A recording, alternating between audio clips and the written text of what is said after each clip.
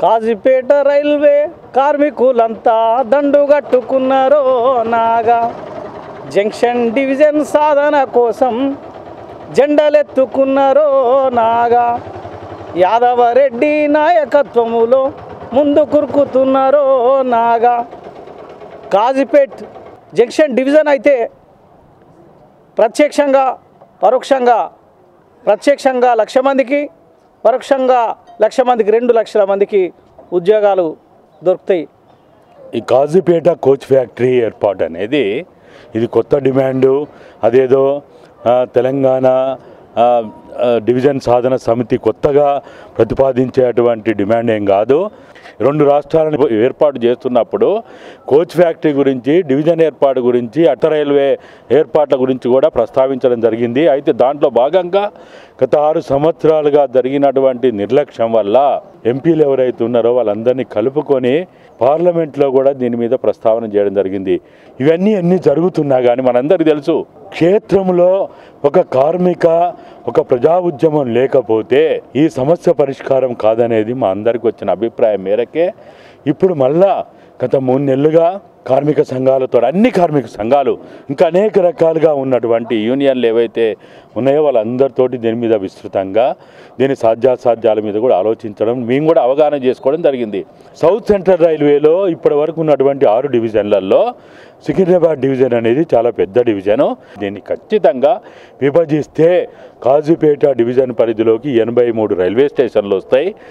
ఇక్కడ డివిజన్ ఏర్పాటు అయితే అంటే డివిజన్ హాస్పిటల్ ఏర్పాటు అయితే ఈ ప్రాంతంలో ఉన్నటువంటి విశ్రాంతి ఉద్యోగులకు కానీ, ఈ ప్రాంతంలో పనిచేస్తున్న ఉద్యోగస్తులకు కానీ, ఉద్యోగస్తుల విశ్రాంతి ఉద్యోగస్తుల కుటుంబాలకు కూడా వేలాది లక్షలాది మందికి వైద్య సహాయం కానీ, వ్యాపార రంగం కూడా, ఎందుకంటే కొత్తగా దాదాపుగా ఒక డివిజన్ ఏర్పాటు అయితేనే 5,000 నుంచి 8,000 కొత్త ఉద్యోగాలు వచ్చే అవకాశం ఉంది.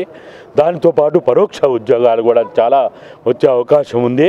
కోచ్ ఫ్యాక్టరీ ఏర్పాటు అయితే సుమారు 60,000 నుంచి 80,000 ప్రత్యక్ష ఉద్యోగాలు వచ్చే అవకాశం ఉంది. అట్టనే పరోక్షంగా లక్షలాది ఉద్యోగ అవకాశాలు వచ్చి వీటన్నిటితో పాటు కాజీపేట కేంద్రంగా, హనుమకొండ కేంద్రంగా, వరంగల్ కేంద్రంగా నెలకి ఒక 150 నుంచి 200 కోట్ల వ్యాపారం ఇక్కడ అభివృద్ధి అయ్యే అవకాశం ఉంది. కాబట్టి వీటన్నిటిని దృష్టిలో పెట్టుకొని మీరు కూడా భాగస్వాములు కావాలని నేను వాళ్ళందరికీ 2 చేతులు జోడించి వారికి విన్నవించుకుంటున్నా. తెలంగాణ రాష్ట్రంలో కీలకమైనటువంటి ప్రాంతం కాజీపేట దక్షిణ ఉత్తర భారతదేశానికి కూడలి మరింత ప్రాముఖ్యం కలిగినటువంటి కాజీపేటను రైల్వే డివిజన్ చేయడానికి చాలా నిర్లక్ష్యమైంది. జాగ్రఫికల్గా, ఫైనాన్షియల్గా ఏ కోణం నుంచి చూసినా కూడా అర్హతలు కలిగినటువంటి కాజీపేట నిర్లక్ష్యానికి గురి అయింది. ఇక్కడ కాజీపేట డివిజన్ వచ్చినట్టయితే ఈ ప్రాంత అభివృద్ధి జరుగుతుంది.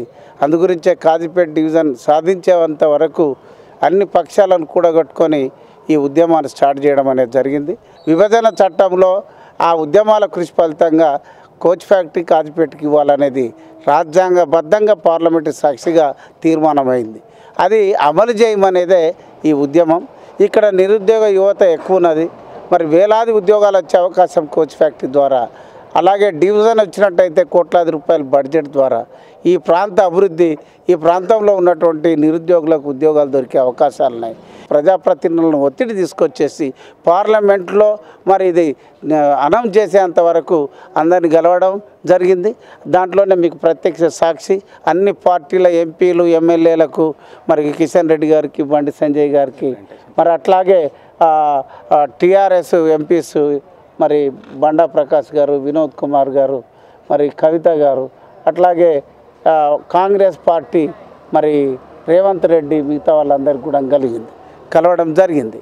మరి ఈ రిప్రజెంటేషన్లతో సరిపోతలేదనే దృష్టిలో 3-4 సంవత్సరాల నుండి తీవ్రమైన ఒత్తిడి పెంచినప్పటికీ కూడా మా విన్నపాలు మరి చెవిన పారడం లేదు. కాబట్టే ప్రజల నుంచి వెళ్ళి ఒత్తిడి వస్తేనే తప్ప ఇది సాధ్యం కాదనే దృష్టిలో పెట్టుకొని అన్ని ప్రజా సంఘాలు, రాజకీయాలకు అతీతంగా అన్ని రాజకీయ పార్టీలను ఒకే వేదిక మీద తీసుకొచ్చి జెండా పక్కకు పెట్టి ఎజెండా కాజీపేట డివిజన్ కావాలి, కాజీపేట కోచ్ ఫ్యాక్టరీ కావాలి, కాజీపేటకు రైల్వే పరిశ్రమలు రావాలి.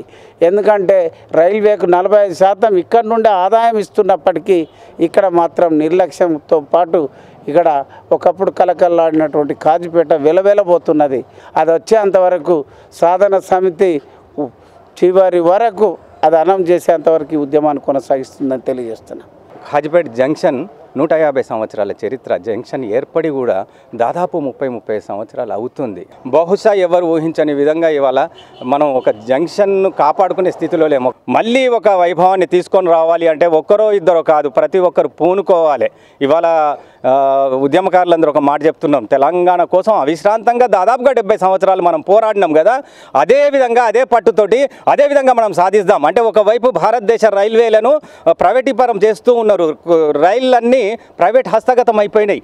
అన్ని సదుపాయాలు ఉన్నటువంటి అంటే నేల ఉంది, వనరులు ఉన్నాయి, నీకు ఆదాయం ఉంది. ఇవాళ పెన్షన్లు తీసుకుంటూ కాళ్ళు చేతులు సరిగ్గా లేకున్నా కూడా పిడికిలెత్తి గొంతెత్తుతున్నారు. కాజీపేట డివిజన్ను మేము సాధించే తీరుతామని చెప్పి ఇక్కడి ప్రజలు కోరుతున్నారు.